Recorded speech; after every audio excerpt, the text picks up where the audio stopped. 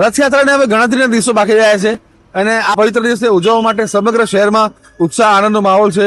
સમગ્ર પોલીસ તંત્ર અત્યારે હાઈ એલર્ટ મોડ પર છે. કોર્પોરેશન અને બધી એજન્સીઓ ની ટીમો સતત રથયાત્રા રૂટ ઉપરથી કામગીરી કરી રહી છે. અત્યારે મારી પાછળ 3 દરવાજા છે. આપણું શહેર જે છે હેરિટેજ સિટીમાં આવે છે.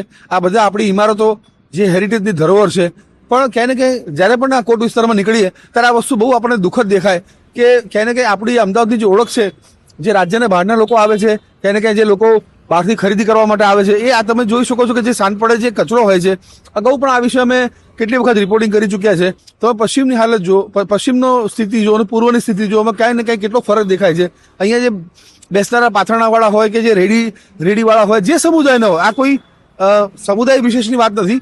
આ માત્ર ને માત્ર આપણી ફરજોની વાત છે કે જેટલું અમદાવાદ પૂર્વનું છે એટલું અમદાવાદ પશ્ચિમનું છે.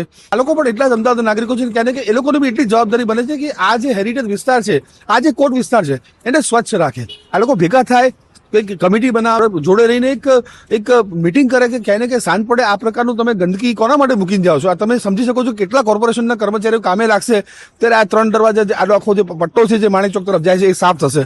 બહુ દુઃખદ વાત છે. ચોક્કસપણે હું અપીલ કરીશ આ સમગ્ર વિસ્તારના આગેવાનોને, આ સમગ્ર વિસ્તારના જે રહીશો છે એ લોકોને કે પ્લીઝ પ્લીઝ પ્લીઝ અમદાવાદને ગંદુ ના કરો. આ તમારું શહેર છે, આ તમારું ઘર છે. અહીંયા તમે વેપાર કરો છો, તમે અહીંયા કામ કરો છો, તમારી રોજીરોટી અહીંયા ચાલે છે.